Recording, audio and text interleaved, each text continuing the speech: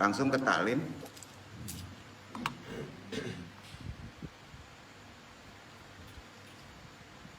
Meneladani gerak dan bacaan sholat Rasulullah bab 7, pengaruhnya terhadap gangguan jin dan setan. Assalamualaikum warahmatullahi wabarakatuh. Waalaikumsalam warahmatullahi wabarakatuh. Jazakumullah khairan katsira. Assalamualaikum ya Rasulullah. Assalamualaikum ya Habibullah. Innal hamdalillahi namaduhu wa nasta'inuhu wa nastaghfiruhu wa na'udzu billahi min syururi anfusina wa min sayyi'ati a'malina.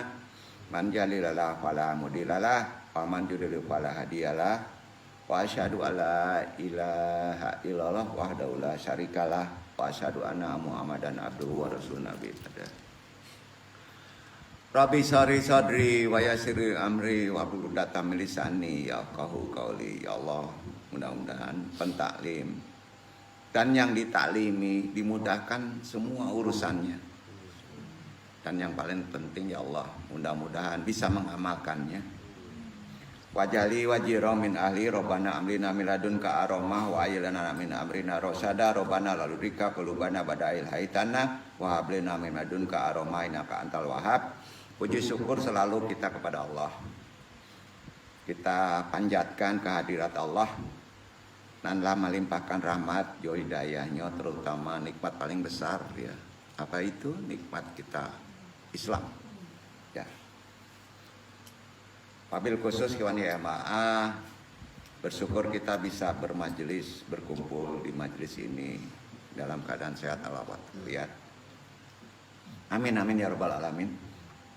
Iwan ya rahimakumullah, ulama anal kuroma wa masyayikh anal aija wa bi muqaddimah murabi hadal mahat asyatid al fatah guru kita sahibil qadilan nan andung taklimi nan dimuliakan Allah. Bismillah wassalatu wassalam ala rasulillah amma ba'du. Pernah nggak kita alami 3 hal ini saat sholat? Langsung ke fokus saja. Ini penting karena hidup itu harus sholat. Tanpa sholat ya aneh manusia itu. Tidak kuciptakan jin dan manusia hanya untuk beribadah menyembahku sholat. Setuju? Jadi bukan tiang agama aja sholat itu, tiang hidup kita. Ya. Jadi ada 3 hal yang terkait perkara sholat. Hati-hati ya. Itu ulah setan. Pengertian setan itu jangan dijabarkan dalam konsep makhluk. Setan itu bahasanya sifat. Ya. Yang makhluk itu jin. Makanya kata Allah, setan itu ada di manusia dan ada di jin. Yang paling bahaya sebetulnya bukan setan di jin. Setan yang bersifat manusia. Larinya ke moral, larinya ke akhlak. Betul kan? Maka perlu tahara dalam sholat. Perlu berwudu, perlu membersihkan, dan wajib hukumnya. Ya. Itulah umumnya ulah setan. Ulah setan dulu ya Pak ya. Memang tak mudah menghadirkan kekhusyuan dalam sholat. Mudah Bapak-bapak dalam sholat khusyuk? Sulit kan? Ya. Tapi bisa mudah kalau kita paham ilmu, gitu ya. Itu gunanya taklim. Ya. Ini yang nggak biasa yang harus sampaikan. Ada aja hal yang membuat sholat kita terkadang sebatas gerakan gugur kewajiban kan. Pokoknya udah sholat udah gugur deh kewajiban. Itu bukan sholat. Ya. Ya. Bahkan tak jarang pula sholat yang kita lakukan bisa terganggu dan menyebabkan batal ya. Di antara perkara yang kerap muncul gini. Sholat itu pertama adalah perasaan seakan kita buang gas. Tahu buang gas Pak? Kentut. Perasaan. Jauh. Ya. Keganggu nggak? Keganggu nggak? Nah gitu ya. Jadi perasaan seakan kita buang gas. Namun tidak mencium bau apapun kan? Atau mendengar suara lazimnya buang gas ya, atau kentut ya, maaf ya. Nah. nggak kedengeran. Apa kata Rasulullah melalui sabdanya? Kalau timbul perasaan begitu, ini baru kentut, ya. Rasulullah itu memberi solusi luar biasa, Pak, kepada salah seorang sahabat yang mengadu begini. Matan hadisnya begini: ketika sedang sholat, sahabat ini ngomong, ia merasakan kejadian seperti tadi yang Anda ucapkan. Ya. Hewan semua sering merasakan gitu. Makanya ada yang sholat nih, kentut nggak awak ya? Ya, batal nggak nih ya? Kan gitu. Ya, ada penyakit loh. Itu ada penyakit. Jadi seakan-akan kentut kata sahabat tadi, tetapi tidak mendapatkan bekas apapun. Kata Nabi melalui sabdanya, hendaknya siapapun dari kalian tidak membatalkan sholatnya kalau masih ada konsep rasa, belum terbukti secara terdengar atau terbaui, ya. Nah, jangan batalkan sholatnya sampai kamu mendengar suara kentut atau mencium baunya. Itu kata Rasulullah solusinya, dinukil riwayat Bukhari dan Muslim. Benar ya. Jadi satu poin kita sudah dapat ajaran. Ya. Abdullah bin Mas'ud menjelaskan, munculnya kondisi tersebut adalah ulah setan. Ulah apa? Ulah setan. Bukan ulah jin. Ya. Bukan ulah jin. Tapi ada pula ulah jin. Muncul begitu. Nah, ini yang perlu kita pahami. Yang mengganggu manusia, yang ulah jin ya. Nah. Pertama karena ulah perasaan. Ya. Merasa harus bersih. Merasa harus khusyuk. Terganggu nggak Pak sholat kita? Ya, terganggu. Tidak manusiawi lagi. Merasa ingin sempurna. Ya. Itu sebab cari jalan tengah itu bukan mencari jalan kanan, bukan mencari jalan kiri. Jangan terlampau khusyuk, jangan terlampau jelek. Kan gitu ya. Konsepnya manusiawi. Hebatnya sholat begitu Pak. Jadi sholat perlu kesadaran. Biasa saja. Ya. Itu bukan ulah setan. Ada pula ulah jin. Bisa juga ulah setan. Pahami itu Ikhwan ya. Melalui aliran darah, bila seorang sholat, setan jin itu datang mengintai, melakukan apapun agar si korban kehilangan kekhusyuannya dan akhirnya hilang makna sholat. Jurusnya jin itu begini nih, melalui aliran darah, dengan meniup dubur si korban. Padahal bukan kita yang kentut, tapi jin yang meniupkan dubur sih kita. Karena jin suka pada yang tempat kotor. Ya. Nah, untuk membersihkan dubur ada konsep tadabur. Napas apa Pak? Ulu jasad, 1 poin. Jadi apa yang di lapangan itu berguna untuk kehidupan termasuk sholat. Ya. Dan ini bukan kata suruh Rasulullah, tapi konsep dari kita supaya berpikir. Paham ya? Kan gitu Pak. Kita punya ilmu berarti. Dengan meniup dubur ini ada hadisnya. Nah, si korban agar muncul keraguan dengan target maksimal adalah membatalkan sholatnya. Berarti dari akses luar. Ya. Jadi hendaknya ia tidak menggugurkan sholatnya. Itu kata Nabi. Ya. Begitulah penjabaran dari sahabat Abdullah bin Mas'ud. Sampai di sini dalam sholat kita sudah agak sedikit berilmu ya. Nah. Perkara kedua adalah, Ikhwan akhwat semuanya, dalam perkara sholat, ngantuk. Ya. Aneh ngantuknya ya Pak ya. Betul nggak? Kira-kira beda ngantuk dengan waktu sholat apa Pak? Mendadak. Ya, ada solusi. Gini, ngantuk itu kalau masalah taklim, ya datang ya. Terus sudah itu, zikir, baca Quran, kok ngantuk mendadak? Jadi orang yang nggak datang sekarang sebenarnya ngantuk. Duduk. Apa? Ngantuk gitu ya. Jadi Iwan udah tahu ini penting. Ya, karena ada fikih yang konsepnya kita pahami dalam konsep yang berbeda, tapi tidak menyalahi syariat. Ya, ibu-ibu kalau sholat ngedadak ngantuk nggak Bu? Ada ya? Nah, tapi pas ngobrol biasa ibu nggak ngantuk ya? Kan aneh itu ya. Berarti ada sesuatu ya. Betul kan? Ada sesuatu. Yang datang tiba-tiba di tengah-tengah sholat saja. Kadang waktu talim, kadang waktu zikir yang aneh lagi. Nggak sholat, nggak zikir, belajar umpanya. Ngantuk Pak. Ya, kok ngantuk ya? Gitu.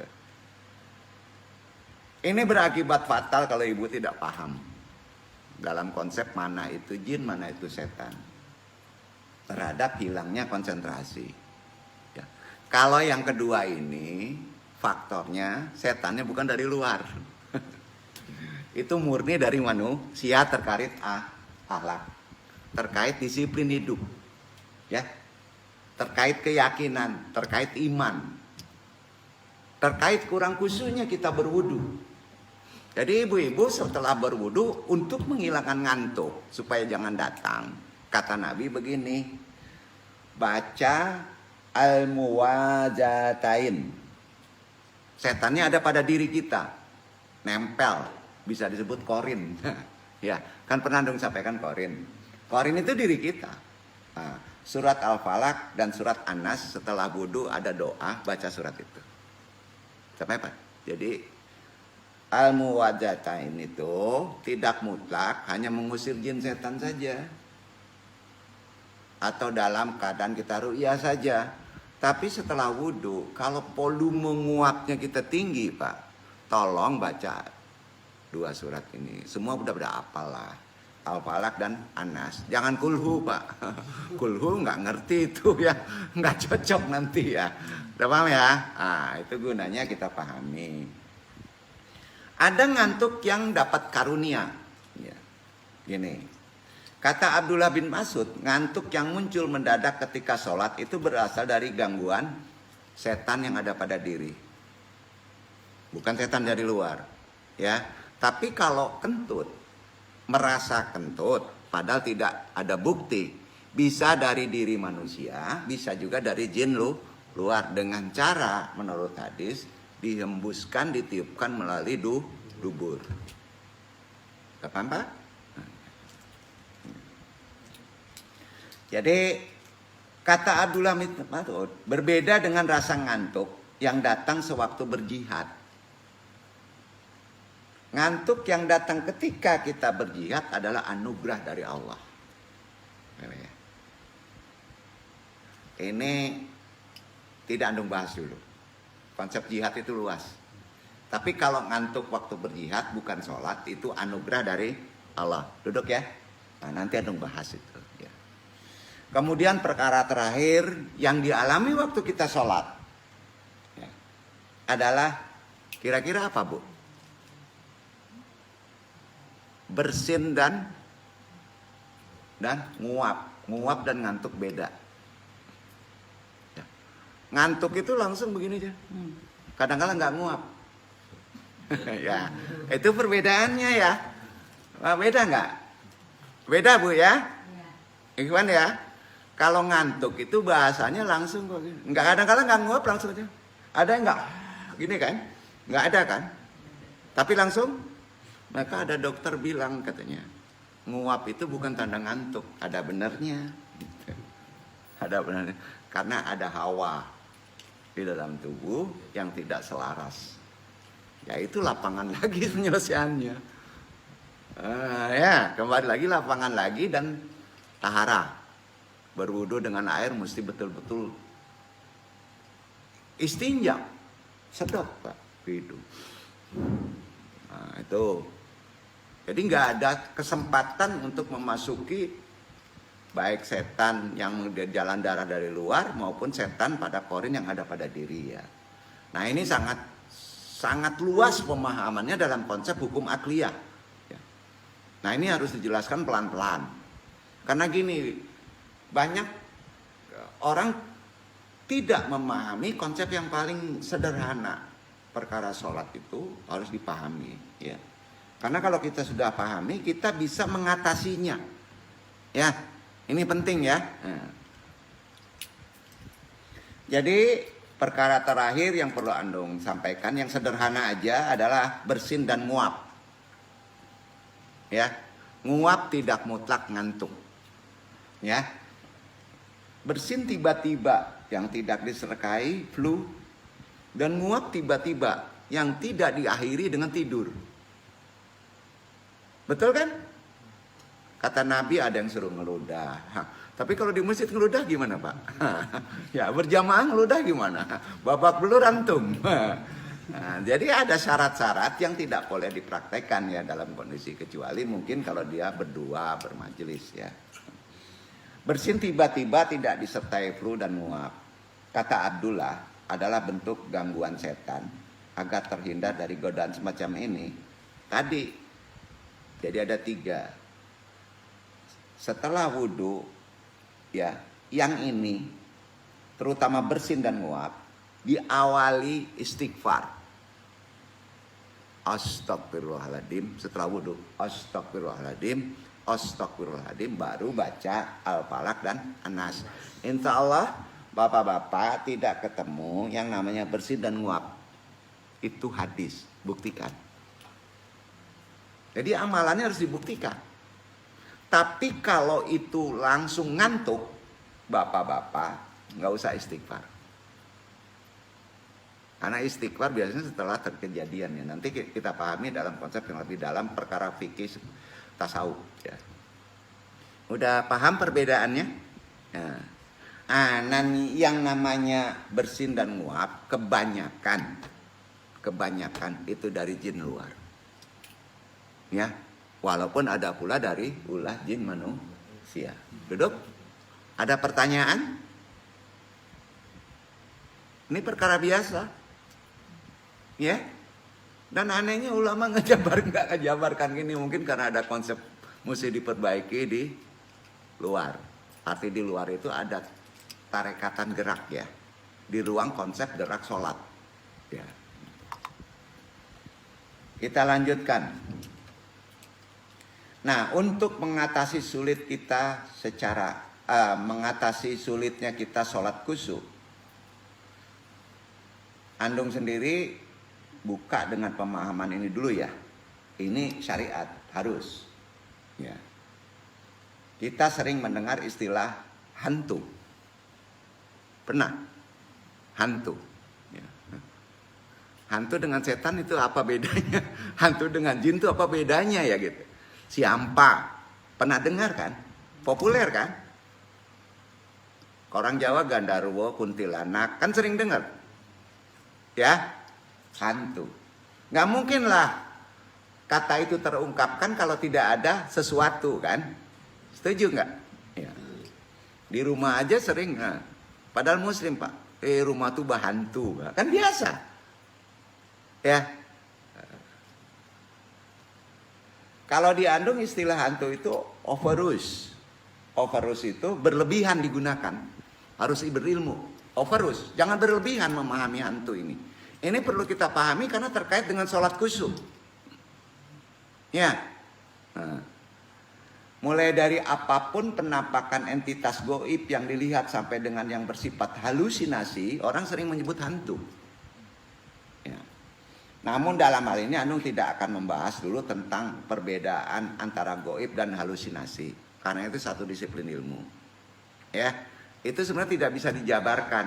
Itu harus langsung gerak diamalkan. Akan lebih ngerti. Mempermudah Andung mangoceh.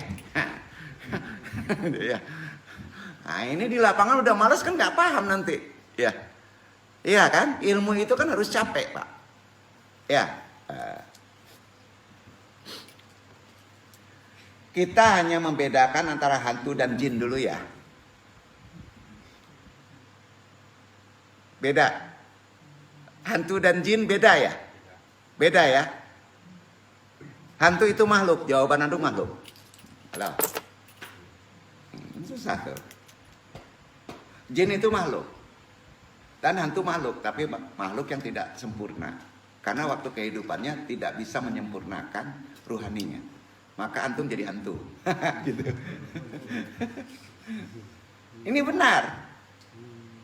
Secara tersirat ada ajaran dari Nabi. Antum berani menyampaikannya. Jadi kalau antum, ikhwat di sini nggak percaya hantu, berarti nggak berilmu. Ya, betul kan? Buktinya ada yang kerasukan, ya kan? Nah, buktinya ada kursi yang bisa jalan. Banyak orang bukti, iya kan? Banyak apa? Buktinya ada suara ya, tapi nggak kelihatan. Ya, nah, betul kan? Makanya observasi. Kalau ada ulama nggak yakin perkara hantu itu dianggap jin, datang kemari. Kita tadabbur, oke? Di YMH ini perlu bukti. Jangan ngaji perkara jin dilarang oleh Rasulullah Gunung Cikuy. Nggak bisa antum sholat khusyuk kalau tidak memahami makhluk yang kasat mata. Setuju? Itu gunanya kita taklim. Jadi kalau di sini misalnya kita ajak ke kuburan, itu ada faktor untuk sholat bisa khusyuk. Iya kan? Kerja di lapangan, praktek di lapangan tengah malam supaya sholat kita bisa khusyuk. Apa sih kamu datang kemari untuk latihan kanuragan, niat kamu apa? Supaya tenang, supaya hidup sejahtera. Gunanya itu apa tuh? Sholat khusyuk. Jadi kadang-kala orang pinter itu menyampaikan niat itu nggak pinter. Nggak pinter. Hati-hati di sholat. Kalau niatnya nggak pinter, nanti minta duit 1M, minta selesai urusan. Sholat yang membumi bahasanya. Ya. Ini perlu Anda meluruskan dulu pola berpikir kita, karena sholat terkait dengan ketenangan. Ya. Gini, antara hantu dan jin, sosok entitas yang banyak menjadi perbincangan, khususnya orang Melayu di negara kita ini, apalagi setelah melihat acara-acara di YouTube, televisi yang berkaitan dengan alam gaib. Streaming fit, diambui-ambui sama yang di sini pula. Nah, yang dapatnya jadi salah orang. Maksud kita bukan untuk ke sana, maksud kita untuk diri kita supaya bisa sholat khusyuk kan, gitu ya. Ya. Konsekuensi dari keyakinan kita kepada yang gaib, Quran menyebutnya yu'minuna bil al-gaib. Seorang mukmin tidak percaya dengan yang gaib, tidak mukmin. Setuju? Tidak beriman. Konsekuensinya itu. Jadi bapak-bapak kalau tidak percaya bahwa kita ada makhluk selain jin, makhluk lain, hantu, berarti bapak tidak beriman. Nah, ayo. Gimana? Nah, itu ada di Quran. Ini kan di Al-Quran. Gaib itu kan mujmal, Pak. Ya. Jadi kalau saya nggak percaya kalau nggak terbukti dengan pikiran, tidak terbukti dengan ilmu. Ilmu terbatas, pikiran terbatas, bapak-bapak tidak percaya, maka bapak-bapak tidak beriman. Gitu aja kuncinya. Ya, gitu. Ini bukan nakut-nakutin. Kita harus percaya dengan makhluk yang sifatnya astral. Gaibnya rendah sebetulnya. Astral bahasa kerennya ya. Nah, itu. Di antaranya adalah jin. Makhluk jin sebagaimana manusia berakal, mempunyai keinginan. Ya. Jin dulu. Ya. Sedangkan yang membedakan dengan manusia, jin tidak memiliki tubuh seperti manusia. Lanjutkan, Pak. Yang membedakan kita dengan jin, jin tidak memiliki tubuh seperti manusia. Ya. Kalau jin memiliki daging, maka kelihatan. Antum nggak bisa hidup. Dia panjang umurnya, ya, memiliki tubuh sempit dunia ini, ya, betul kan? Gitu. Jadi bersyukur kita tidak bisa melihat jin. Betul? Dan tidak sama tubuh jin. Ya, banyak bersyukur, Pak. Jadi jangan bangga dong kalau bisa ngelihat jin. Ya, nggak normal namanya. Ya, paranormal namanya, kan gitu. Jadi jin bertubuh energi yang halus, tapi berbahaya yang halusnya. Maka sering menyebutnya energi negatif. Yang namanya energi ringan. Ya, jin diciptakan dari hadis itu menyebutkan oleh materi yang ringan. Ada hadisnya itu. Jadi jin itu seperti bahkan lebih ringan dari kapas. Energi lebih ringan dari kapas. Ya, uap lebih ringan dari kapas. Maka jin gak heran kalau bisa terbang. Ya, bapak-bapak kalau pengen punya ilmu seperti jin, jangan jadi manusia. Nah, kan gitu, jadi aneh. Iya kan? Bersyukur kita disempurnakan sama Allah dengan apa adanya ini. Sangat sempurna. Nah, mulianya itu. Ya. Jadi berenergi halus, kira-kira bahasa begitu ya. Oleh karena itu, jin tidak bisa dilihat dalam bentuk aslinya. Setuju? Bapak-bapak bisa melihat uap. Sulit ya. Bapak-bapak bisa melihat energi. Sulit. Tapi bapak yakin. Yakin ya. Itu ada. Nggak percaya bapak buka panci, pas naik, tekan tangan. Panas. Bisa melukai. Bisa. Ya. Kira-kira gitu ya. Karena itu jin diciptakan api yang tidak mempunyai asap. Betul? Quran. Seharusnya cerdas kita di situ. Sangat ringan. Ya. Jadi jin bertubuh? Bertubuh. Tubuhnya kayak gitu. Apakah sama dengan seperti uap? Tidak sama. Apakah sama dengan api? Berbeda dengan api. Ya, berbeda. Tapi esensinya ke sana. Ya. Karena itu, jin dapat mengubah dirinya dalam bentuk yang dikehendaki sebagaimana seperti malaikat. Energi tidak bisa hilang. Tidak. Hukum fisika begitu. Tapi bisa berubah bentuk ke energi yang lain. Sama dengan jin? Sama. Ya, bapak-bapak kalau latihan gerak menggunakan energi yang berbeda, bapak-bapak bisa menjadi macan? Bisa? Nggak percaya kita ke sana yuk. Gitulah gitu. Bisa jadi kera? Ya kan akal kita beres itu. Iya kan? Nah, jadi ada manfaatnya memahami itu supaya kita setidaknya tidak mudah dikadalin sama orang yang lebih pintar dari dulu Yahudi. Ya. Jadi berubah bentuk ini pernah Andung bahas dalam konsep syariat. Umumnya mereka menerima taklid. Setidaknya di sekarang sudah tidak taklid. Karena energi bisa berubah bentuk. Sama pula dengan jin. Esensinya hampir sama. Hukum dalilnya begitu. Ya. Dalam ajaran Islam, makhluk halus atau jin dapat kita temukan dalam kitab suci Al-Quran. Jelas ini ya.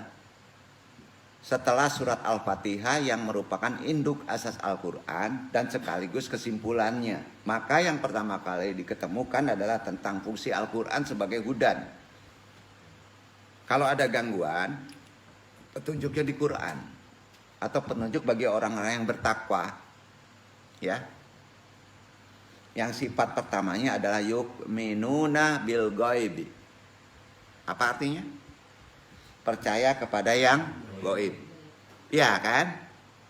Kata al-gaib ialah ma ghaba anil hawas mimma la yusihu ila bil qabadunna an-nazar. Gaib itu adalah yang tidak nampak bagi manusia, yang didapatkan dari pemberitaan, bukan dari penglihatan. Bukan dari penglihatan. Jadi kalau antum merasa melihat, maka itu bukan. Awalnya perkara jin itu korin harus dari pemberitaan. Duduk ya. Motivasi kita begitu dulu. Ya. Kalau ada yang berita, nanti kalau yang ngomongnya itu dukun, ya kita jadi percaya dukun. Hudan itu Quran, ya gitu. Maka sering ulama menyebutnya, dalilnya mana? Karena ulama itu harus nukil. Iya kan? Ada benernya. Yang gaib itu diantaranya adalah apa Pak? Surga, neraka, hisab, masyar, malaikat, aras. Bisa juga dimaknai yang tersembunyi. Bukan tidak ada. Yang tersembunyi. Bapak-bapak bisa gaib. Ibu-ibu bisa jadi gaib. Bisa. Ya. Ibu-ibu balik duduk sana, Bu. Gaib ibu tuh. Gitu aja. Karena tersembunyi, terhalang. Jadi kalau belajar ilmu gaib sebenarnya gampang, Pak. Gitu. Ya udah ke tempat gelap aja, Bapak-bapak gaib gitu ya. Beresin dulu akal kita. Setuju nggak tuh? Setuju ya? Nah, ini yang aneh belajar ilmu gaib, wah. Dibodohin, Pak. Puasa 7 hari 7 malam, diam di kuburan, kan ngaco ilmu gaib, gampang bener. Udah ke tempat gelap, bapak-bapak gaib. Maka maling paling jago ilmu gaib. Ya, betul kan? Jadi akal kita kok jadi aneh gitu ya, karena dia tersembunyi itu udah gaib. Ya, ya, udah. Mau bapak-bapak nggak boleh gaib, Pak. Ya nggak normal. Orang yang normal itu talim tapi dia gaib. Itu nggak normal ya. Jadi susah juga nih. Ya. Jadi itu yang perlu Andung bahas.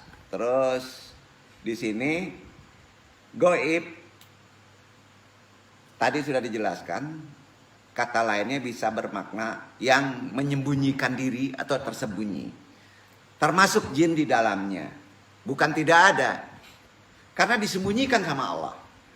Jadi kita sebagai seorang muslim, apa yang diungkapkan oleh wahyu wajib percaya dan tidak bertolak belakang dengan akal.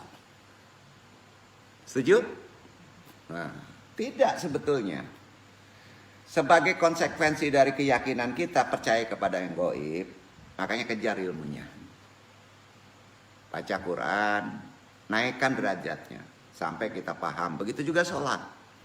Gimana kita mau ngerti makna? Kalau sholat, kulhu anas al-falak.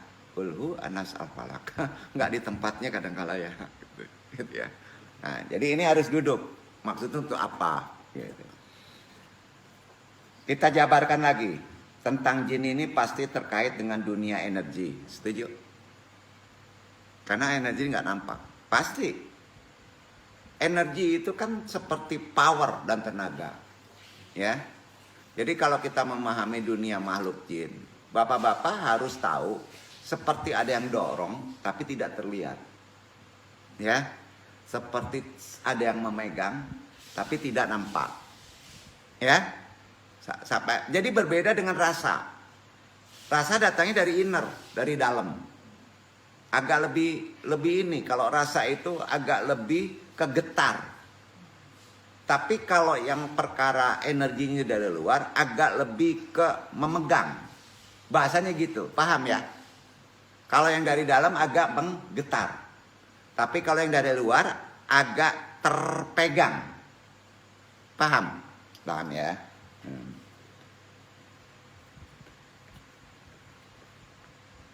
Menurut Al-Quran dan hadis sebagai sumber ajaran Islam, dalam Al-Quran dan hadis, makhluk halus juga disebut energi halus yang berakal. Apa-apa? Tambah. Energi kalau nggak berakal bensin namanya Pak, materinya. Bensin kalau dikasih akal maka jadi jin. Duduk ke Pak. Jadi jin ini berakal nggak? Jadi energi yang berakal adalah jin. Duduk. Ya. Kalau esensi aslinya energi yang tidak berakal, itu banyak, minyak tanah, jin, gas. Ya. Duduk ya. Jadi bapak-bapak bisa menciptakan jin. Ya, bisa ya. Ajarin itu bensin supaya berakal, Pak.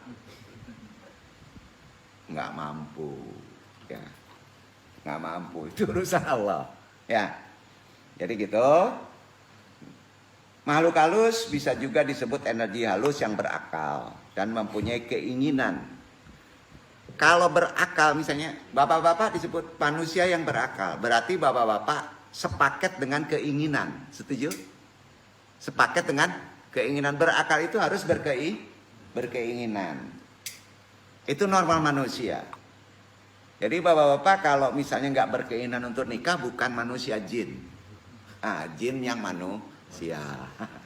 Gitu. Maaf ya, kok kesana lagi ini ya? Enggak. Supaya jangan kaku ya gitu ya. Karena masih banyak yang jomblo ya gitu. Adapun yang membedakan adalah jin tidak memiliki tubuh, tadi sudah disebut seperti manusia, tubuhnya berbeda kecuali berubah bentuk. Maka kesaktian jin, kehebatan jin bukan sakti, berubah bentuk. Ya, tanya Pak, bensin sakti nggak Pak? Walaupun nggak berakal, sakti Pak, bisa berubah bentuk jadi putaran, jadi pas angin baling-baling, jadi AC, gitu. Ya, nggak sakti itu. Ya, jadi kalau jin sakti berubah bentuk aneh Pak. Nah pas jadi baling-baling angin paling mudah Pak mematiinnya. Tek mati dia. Maka jin kalau berubah bentuk maka paling lemah dia. Kejar aja pakai sapu lidi kabur tuh jin. Jadi bapak-bapak aneh pas berbentuk ya. Kok jadi takut? Nggak berilmu tuh namanya. Yang berbahaya itu kalau tidak berubah bentuk. Kan Antum sampaikan tuh. Kalau jadi ular udah embat aja Pak. Gitu. Tapi izin dulu karena di jin itu ada yang muslim, ada yang non muslim gitu. Dan kadang-kala berfaedah. Ya, jin kan bisa berubah bentuk kepada ya apa aja. Tapi yang paling sering kata Nabi keledai, anjing, ular. Ya kan? Itu ada di hadis. Tapi dia bisa berubah apa aja. Bisa jadi Iwan, bisa jadi Iwan Fauji, bisa. Ya, bisa berubah. Nggak percaya ya sudah, itu kata Quran kan. Ya. Jadi itu yang perlu dong sampaikan. Energi juga bisa berubah bentuk. Dari segi bahasa Al-Quran, kata jin berasal dari akar kata yang terdiri dari huruf jim dan nun. Jim dan nun. Nun ada positif. Ya. Jim menggaya Pak, keindahan, hedonis. Kalau jim aja, tapi jim dan nun ada spiritualnya. Duduk. Allah menciptakan makna kata itu pasti ada hikmah. Ya. Yang berarti kalau digabungkan jim dan nun, ya, ada spiritualnya, maka artinya ketertutupan, tersembunyi, positif. Ada positifnya. Karena itu tersembunyi, maka untuk memahami harus melalui dikembalikan kepada Al-Quran dan hadis Nabi. Ya, dalam Al-Quran ditemukan 3 bentuk kata yang menunjukkan pada makhluk halus, yaitu jan, jin, jinnat. Itu halus, makhluk halus. Jan, jin, jinnat. Maka kata ajaran orang-orang di luar Islam, tanya contoh dari Islam, kalau enggak, pas kita melakukan gigong, jin berkembang pada ki. Gitu. Itu Quran bro. Itu Quran. Berarti dia jelas, dia nyenek ke wahyu. Ya gitu. 3 kata jin disebutkan 7 kali dalam Al-Quran. Itu sebab kalau bapak-bapak kurang terganggu betul, sebut 7 kali. Di antaranya Al-Hijr 26-27. Anu yang baca dulu ya. A'udzubillahi minasyaitonirrajim. Bismillahirrahmanirrahim. Walaqad khalaqnal insana min salsalim min ama'im masnun. Itu 26, 27-nya. Wal janna khalaqnahu min qabli min naris samum. Dan sesungguhnya kami telah menciptakan manusia Adam dari tanah liat yang kering berasal dari lumpur hitam yang diberi bentuk. Lumpur sudah itu diberi bentuk. Lumpur diberi bentuk. Jangan dilakukan. Itu tidak boleh 3 dimensi. Jangan dilakukan, makanya patung tidak boleh ada di muslim. Duduk. Diberi bentuk, poinnya begitu. Yang di 27 Al-Hijr ini. Dan kami telah menciptakan jin sebelum Adam dari api yang sangat panas. Ada diberi bentuknya enggak? Ada enggak? Enggak. Kalau enggak diberi bentuk kelihatan. Enggak. Nah, di situ juga udah tahu maknanya ya. Tapi ada. Nah, wahyu tadi tidak ada kata yang diberi bentuk pada jin, yang diberi bentuk pada manusia. Jadi kalau ada orang ngejar-ngejar jin, gimana bentuknya? Engak. Engak orang itu, bodoh banget itu. Nah, jangan jadi YouTuber ngejar-ngejar jin, Pak. Ngejar jin, akalin supaya jin berubah bentuk. Jadi kalau pengen ngelihat jin, Bapak streaming aja tuh. Wow, satu. Ada ular, kejar aja ular, ada keledai. Keledai aja Bapak. Entah jin, entah enggak. Pokoknya jin bisa kayak gitu ya. Kadang-kala manusia aja Bapak center. Karena bisa jadi manusia kan gampang ilmunya. Nah, itu makanya sering dikadalin kita kan. Paham ya? Nah, beres lagi ke kepala kita kan. Kan Quran yang nunjukin tuh. Halo. Bener gak? Iya. Kok jadi kayak gini ngaji ya? Enggak, supaya jangan aneh-aneh. Karena banyak majelis kita pas latihan kanuragan ilmu rasa kok jadi aneh. Ya, nggak boleh aneh Pak, gitu ya. Udah jelas. Jadi dijelaskan bahwa jin diciptakan lebih awal dari manusia. Udah kita lebih dulu. Itu Quran. Nah, namun di Al-Quran tidak menjelaskan jarak antara pencipta kedua makhluk tersebut. Jaraknya nggak tahu. Ya, kan nggak ada dijelaskan. Yang jelas bahwa para malaikat diperintahkan untuk bersujud kepada Adam. Ya kan? Ya. Iblis dari golongan jin membangkang karena menganggap dirinya lebih afdol, keren. Ya kan? Nah, dan Adam diciptakan dari tanah, antum ya dari tanah semuanya. Sebagai akibat itu sikapnya apa namanya?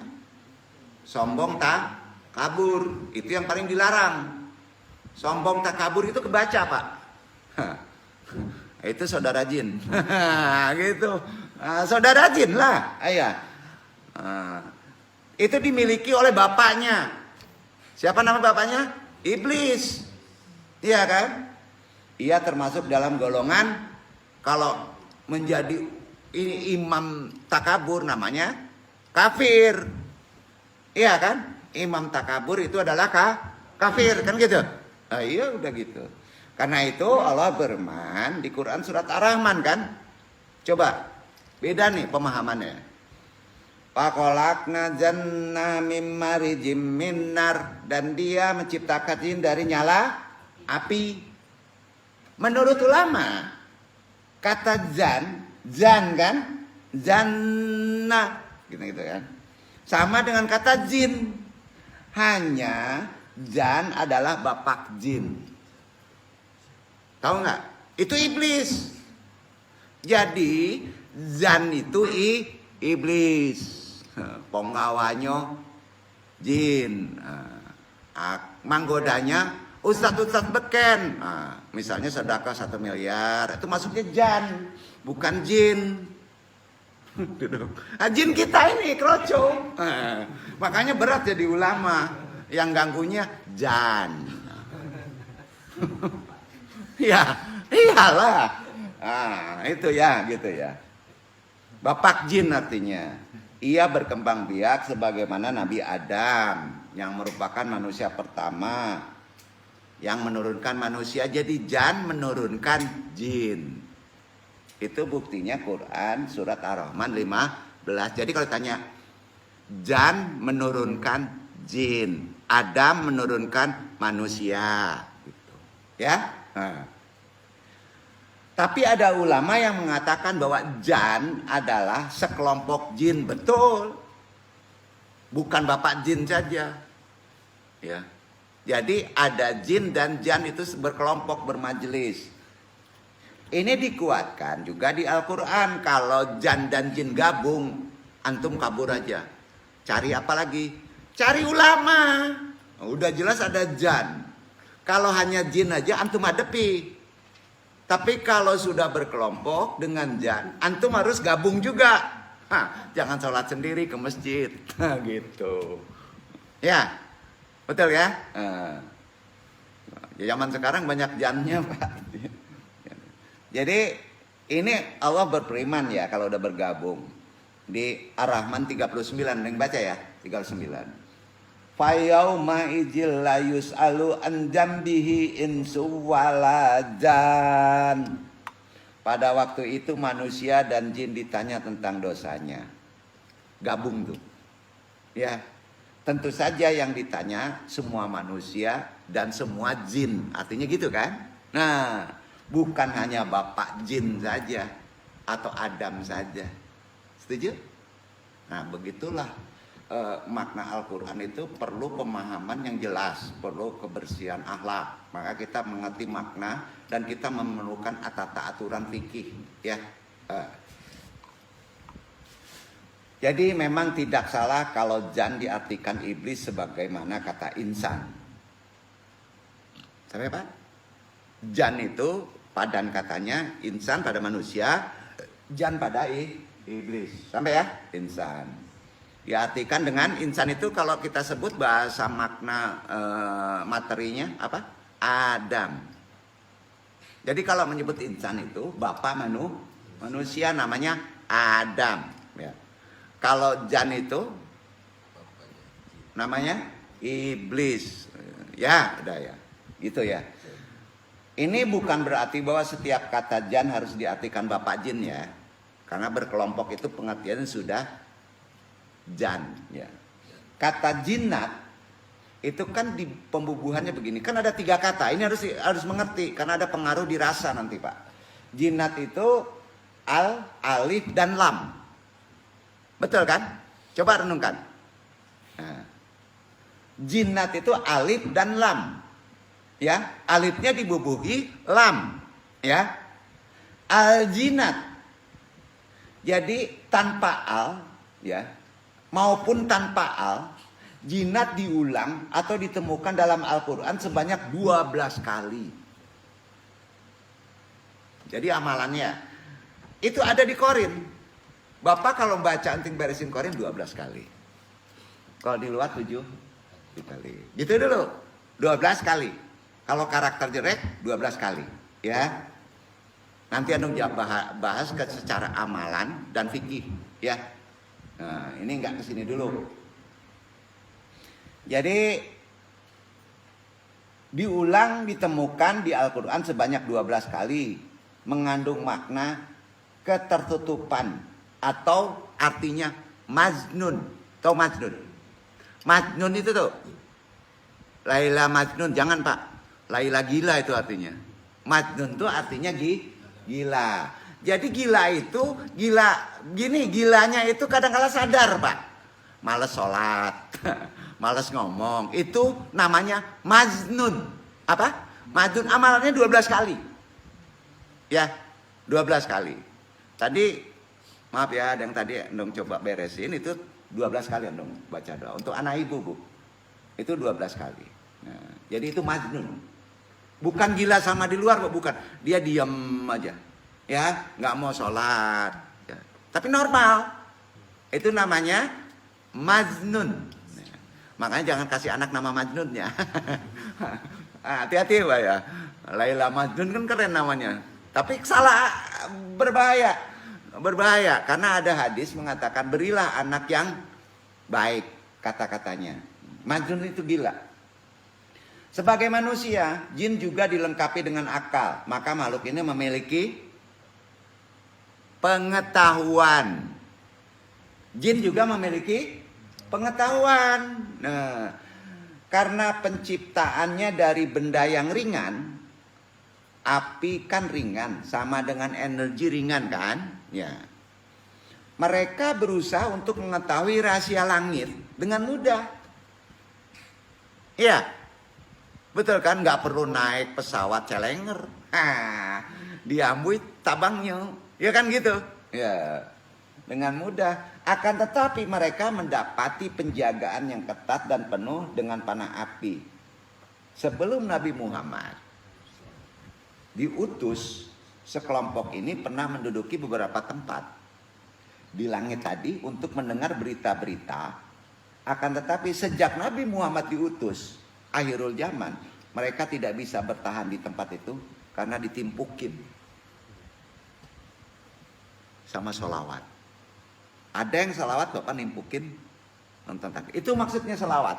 Ya, nah ini ada di firman Quran surat Al-Jin 72, 8 dan 9. Tolong dibaca. Ini terkait sholawat. Insya Allah.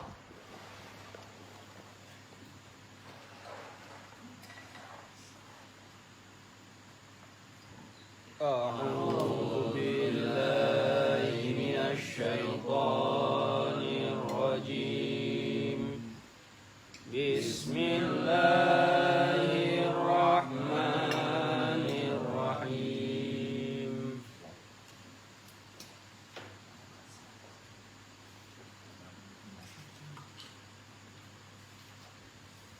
Suratnya 72 ya. Diawali wa anna lamasnas sama.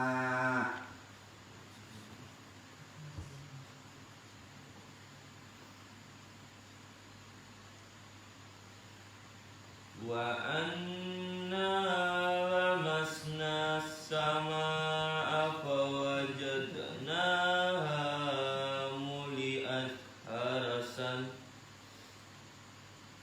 ملئت حرسا شديدا وشهبا وأنا كنا تعود منها مقاعد للسمع